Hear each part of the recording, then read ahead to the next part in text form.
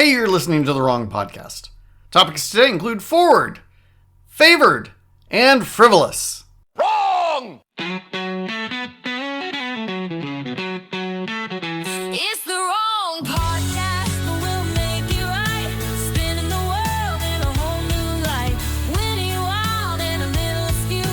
And the one who's right, it might be you.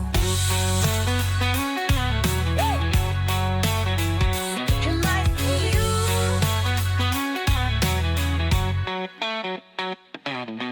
Hi, I'm Tim. I'm here to talk about politics, culture, religion, sports, and anything else you're not allowed to talk about in polite company. Issue number 1! Okie dokie! Have you ever noticed that we Americans, we like to say okay when things are okay? Why do we say okay? What's that even mean, okay? We expect other people to hear the word okay and know that we're cool with it. We like it, we're good, that sounds good. I did some research on this, and you are not going to believe where the phrase okay came from. It's not going to make any sense to you at all. It doesn't make any sense to me. You're going to think I'm making this whole thing up. And when you accuse me of that, I will say, okay. All right, this goes back to like the 1820s or 1830s, something ridiculous like that. And this whole thing just shows that you can't control what's going to become popular or why and what's going to stick around. Language is very fluid. Okay is really kind of a meme. It's something that just originates out of the culture and then gets passed around for no reason at all. These guys in Boston, of course it was Boston. These guys in Boston, they thought it was really funny to misspell words. And they would misspell the words all correct as all correct.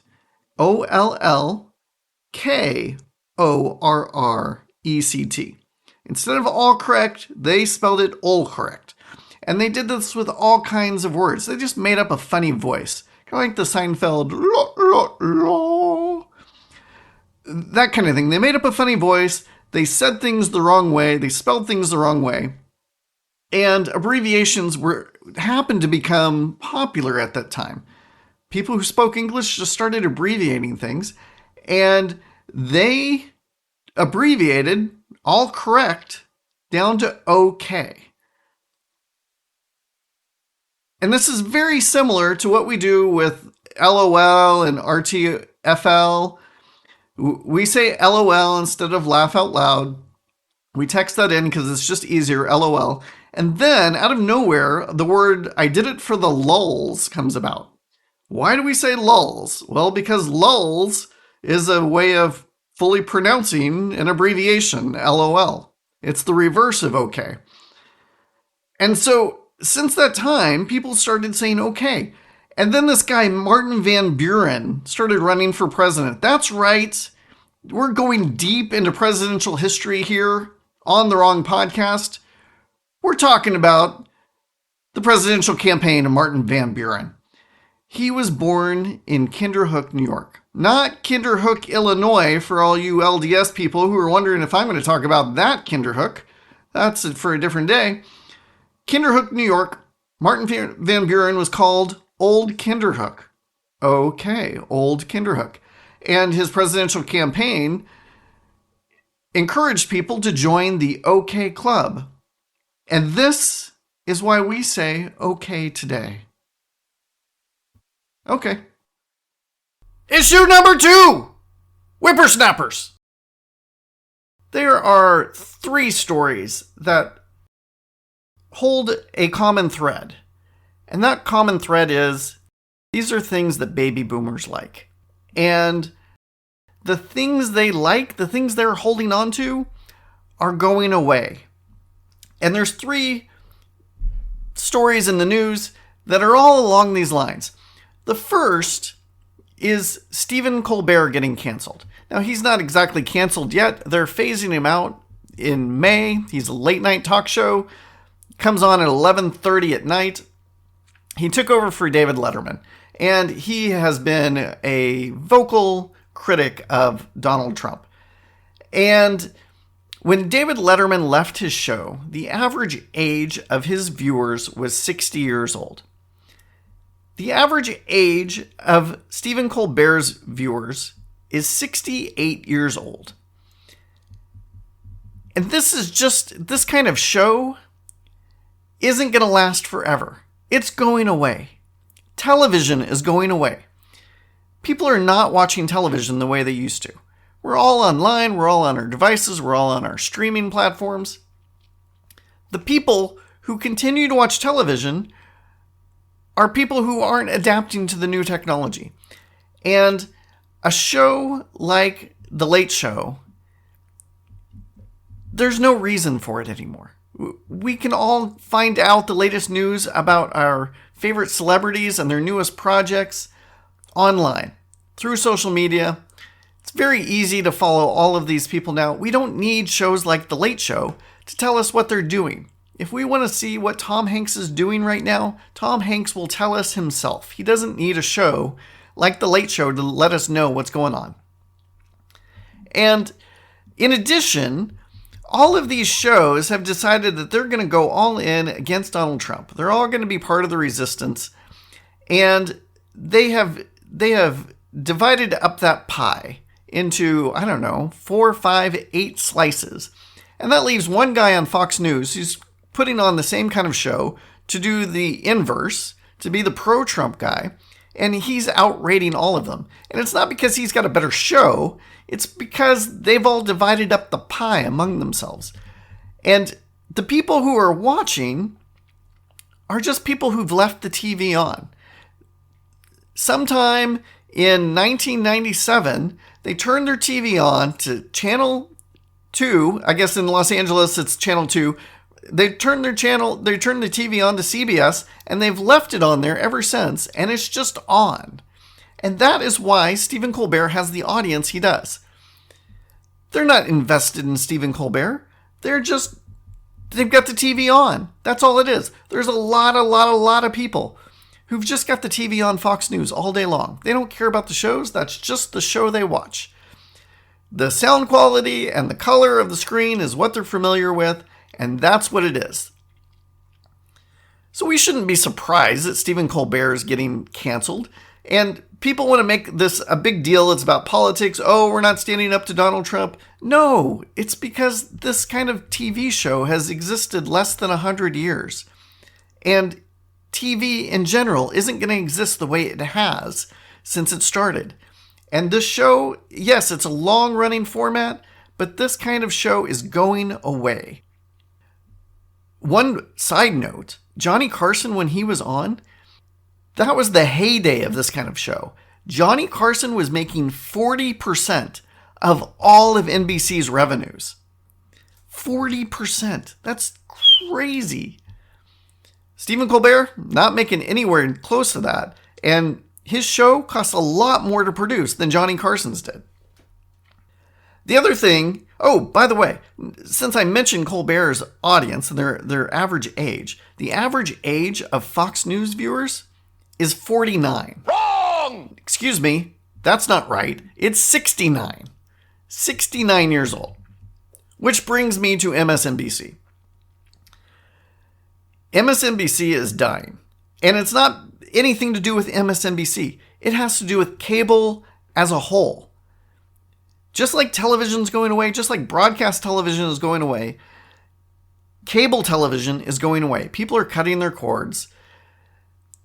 These stations used to be a cash cow. Every subscriber they got, they would get $1, whether anybody watched the channel or not. In ESPN's case, they were getting like $11 or $12 per subscriber. And if people aren't watching, then that money's not coming in. And people are not watching. People don't care about MSNBC anymore. And they've just, I guess NBC has decided, hey, we don't want our name tied to this station anymore. So Microsoft already backed out of the channel many, many years ago. So now they are changing the name to MS Now. And MS stands for multiple sclerosis.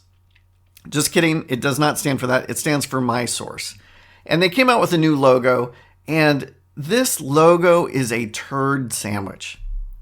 It's this flag, and it has the equality symbol in it. And let me tell you, this flag is flying at half-mast, because that is what is going on with MS now. That's what's going on with MSNBC.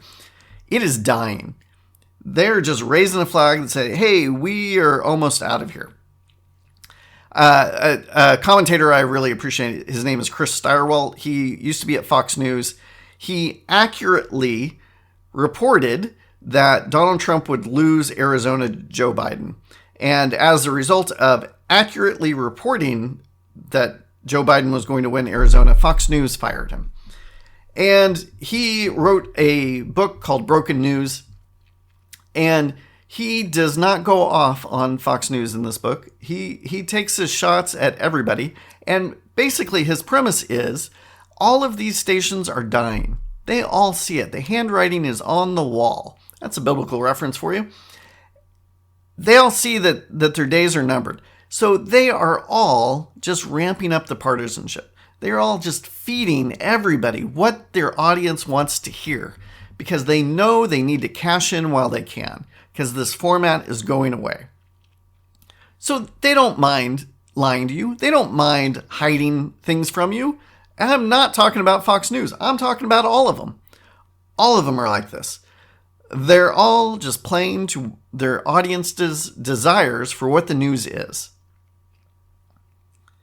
And speaking of logo changes, the kerfuffle, the outrage over Cracker Barrel changing their logo is ridiculous. I'm a professional graphic designer. I'm actually speaking out of my expertise here. Simpler logos are easier to use. And Cracker Barrel does not have a simple logo. There's nothing easy to use about that logo. And I actually saw somebody, they posted a photo of the inside of a Cracker Barrel, and they put the old logo on top of it. They were just using this image as the background image. They put the old logo on top, they put the new logo on top, and it was super obvious why they need this new logo. It's a badge, it's cleaner, none of the words get lost, it's an easy shape to use, it's easy to place it wherever you want it. I'm not saying it's a great logo, but it's a simpler logo, and that makes sense to me. And as it turns out, this is actually Cracker Barrel's original logo. That's the crazy thing about the outrage. Everybody wants to keep this nostalgic thing. Cracker Barrel's actually going back to their roots. They're going even more nostalgia-y than the store already is, than the restaurant already is. People are losing their minds. This is wokeism. If you go woke, you go broke. I do not see any wokeism in this logo. They have just changed something. They've moved your cheese, and you don't like it because now it's new and different.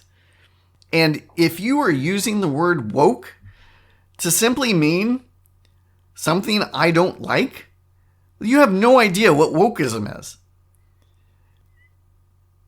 Woke doesn't mean things you don't like.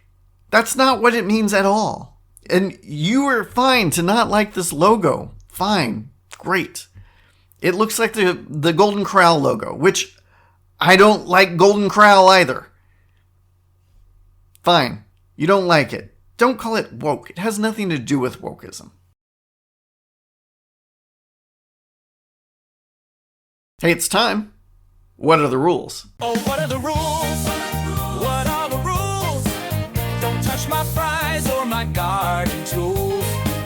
Oh, what are the rules? Yeah, I've got my quirks. Follow them closely and I promise it works.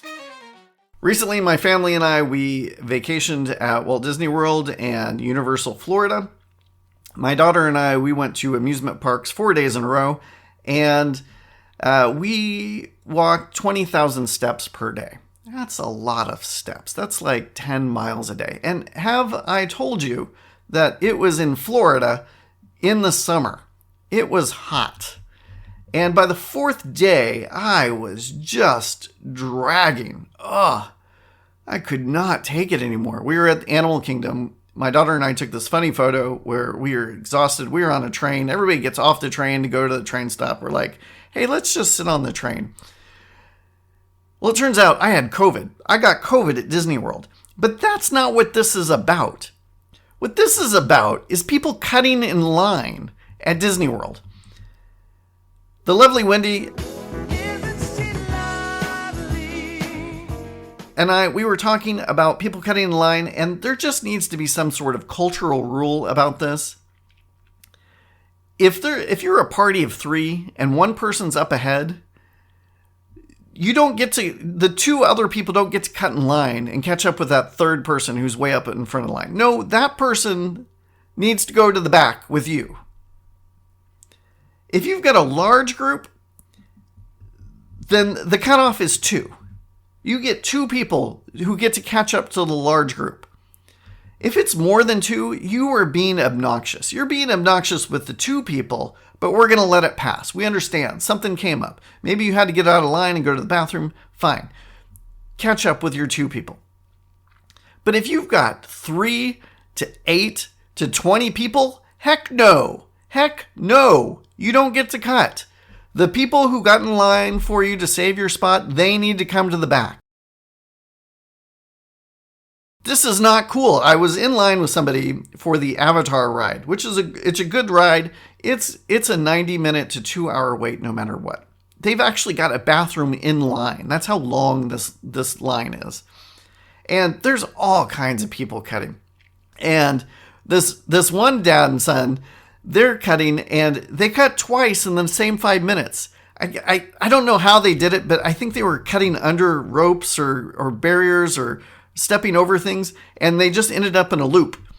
And it seemed really weird. And the people in front of us, they were talking about how we were all getting annoyed with all these people cutting in front and moving up. And they were saying one time they were in this line, and there was a group of teenagers, probably 20 teenagers, and they cut all the way to the front of the line. They just kept pushing past, all 20 of them. Apparently, they were going to miss their bus. The bus said, hey, we're leaving at this time. You need to be on this bus at this time, or you're finding your own way home. And instead of being responsible, because, they're teenagers, they said, oh, you know what we're going to do? We're going to cut all the way through this 2-hour line to the front. And the staff at some point just saw them there, and they're like, all right, go on through. Not cool. Not cool at all. You got 2 people, fine. That's the rule. Remember, I want to know what's wrong with you. What's wrong with you? If you'd like to submit a question, topic, or tell me how I was wrong, you can email me at listen@therewrongpodcast.com or submit a comment at my website, therewrongpodcast.com. And help me spread the wrong message. If you like what you hear, share it with your friends. Now it's time for my favorite part of the show. I was wrong. I was wrong. Oh, I was wrong.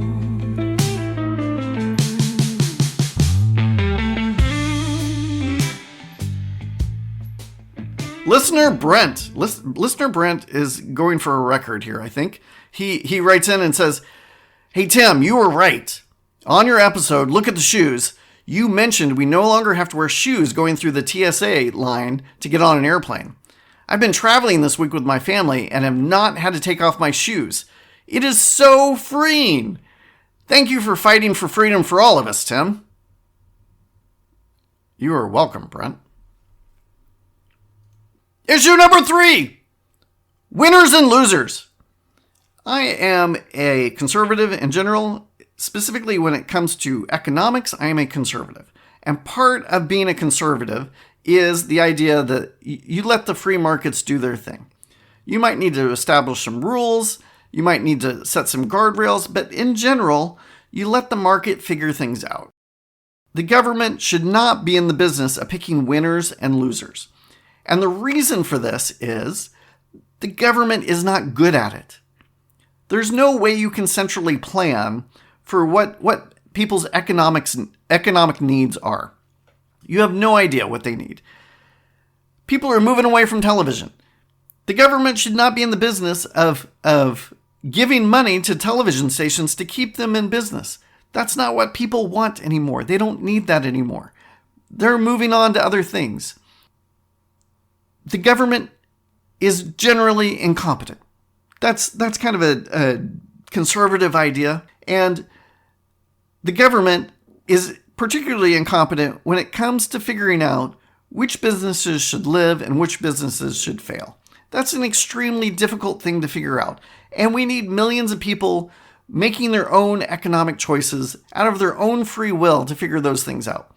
And some companies might be producing something that is really good and necessary and helpful to us, but they also might have incompetent leadership that is dragging the company down and keeping the company from innovating, keeping it from reducing prices. And as long as we have a free market, well, that allows for these companies that are failing to die and for people to invest in other things, for money to go to other companies that are maybe doing things a little bit better. And this is one of the reasons why I don't like tariffs. Tariffs are a tax on every person in the country, and it's true that tariffs were initially one of the ways our government created revenue. They said, "Hey, we're gonna charge people money for anything they sell in the United States," and it's turned out that tariffs don't serve the people in the country very well. The country of Argentina just elected a man. He's a rather libertarian politician. And what's going on in Argentina is they had all these tariffs to protect Argentinian companies. They said, hey, this company makes Argentinian televisions. That's important that we keep jobs here in Argentina. And I'm just making this up. This applies to all sorts of things, not just televisions or blue jeans or whatever the Argentinian companies were making. The government said, hey, we need to protect these people. And the government was saying we need to protect these people because the politicians were being paid off by the owners of all of these companies. And we need to protect them. We need to make sure that Japanese TVs don't come in and Korean TVs don't come in and Chinese TVs don't come in. TVs need to be made here in Argentina. So if you want to sell your televisions here, we're going to charge you a tariff. We're going to make it more expensive. That way, people are more inclined to buy the Argentinian televisions. And the problem is that all of the Argentinian television manufacturers said, oh, you know what? We're protected. Our stuff is just going to be cheaper no matter what we do. So they didn't make very good televisions. They didn't make their televisions cheaper. In some instances, they actually raised the prices of their televisions because they knew that the Japanese and Chinese and Korean televisions were going to be more expensive than their TVs, no matter what they did. So in the end, the Argentinian people had to pay more for their televisions or settle for televisions that didn't work very well and that broke very easily. And so it boggles my mind that we have a Republican president here in the United States that wants to put a tariff on every country in the world to keep all of these products from coming into the United States. And the reasoning is, they give us all kinds of different reasons. One of the reasons they give us is because there's a trade imbalance. Do you know what a trade imbalance is? A trade imbalance is when we buy more stuff from somebody else than they buy from us. And they say this is bad. We're giving all of our dollars to these other countries. Do you know what we get when we give all of our dollars to all of those other countries?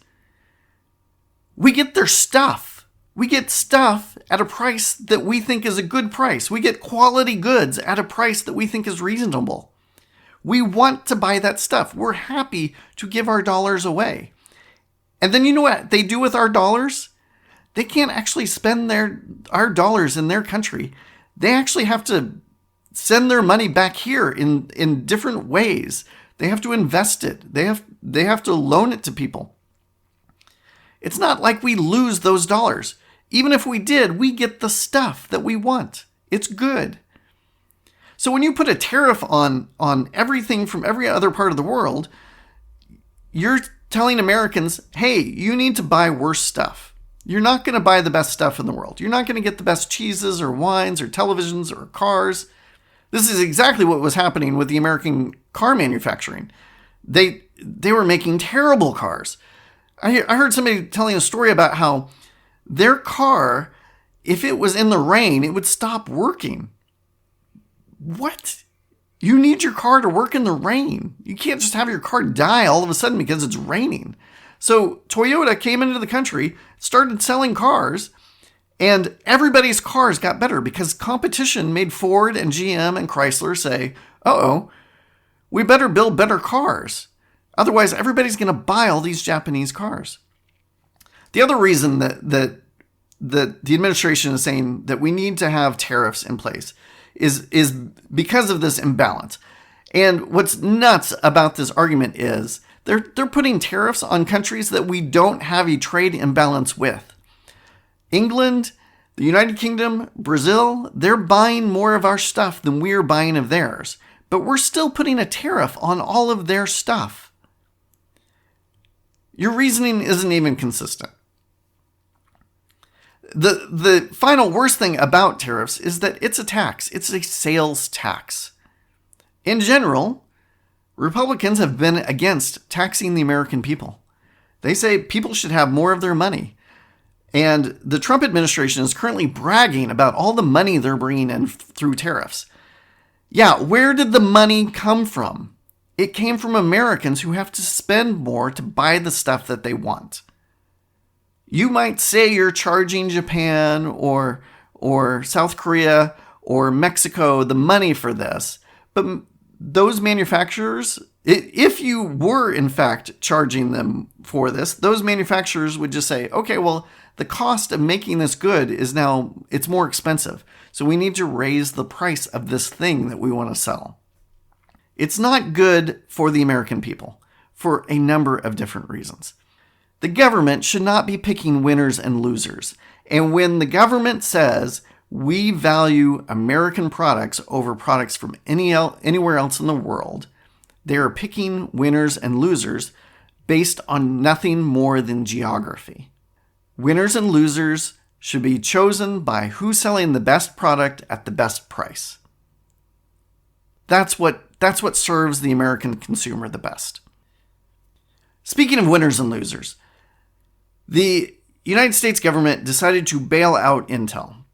They gave them all kinds of money, and Intel's supposed to give this money back, and by all measures, Intel is not the company it used to be. And they aren't innovating anymore, and there's this Taiwanese company called AMD that sells the same thing for less cost, and their product is now better than Intel's. So of course, everybody says, well, we don't want to buy Intel anymore. We want to buy AMD. It works better and it costs less money. So the US government says, no, we really need Intel. We need this company. We need to side with them. We need to make them a winner. So we're going to give them all sorts of money. And the Trump administration says, oh, actually, we want to make sure we get this money back. So Intel, you need to give us 10% of all of your stock. We are now owners of your company. We are the largest single investor in your company. We own 10% of your company. And there's this economic system that Republicans and conservatives generally hate. It's called socialism. And one of the tenets of socialism is that the government needs to seize the means of production. That means the government needs to own all of the factories. The government needs to own the companies. The government needs to own all the food producers. The government is smarter than everybody. That's the general ideal of socialism. The government's really smart. We've got smart people there. They're going to plan everything out. They're going to make sure that the right kinds of things are being made based on what everybody needs. And you can't trust people to make their own choices. The government is smarter than everybody as a collective. When the government decides to buy 10% of Intel, they are seizing the means of production. They are becoming an owner of a company. And this distorts the market. Now the government has a vested interest in making sure Intel does well. Well, how can we make sure Intel does well? Well, we can keep out all these AMD microchips. We can keep out all these chips from other parts of the world.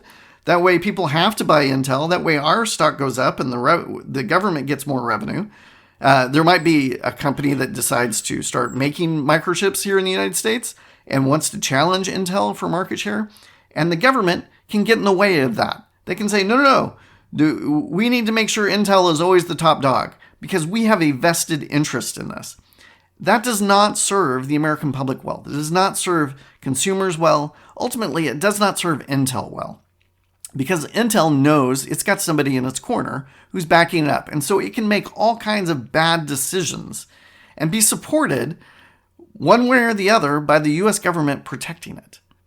If the government wants to get income from Intel, it can raise taxes on them. It can put a tax on every microchip in the world and every microchip sold in the country. It can get revenue through taxes. It should not be getting revenue through private ownership of businesses.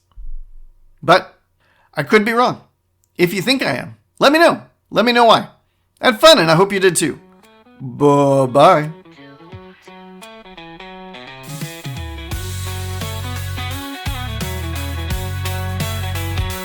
might be you. It's the wrong podcast.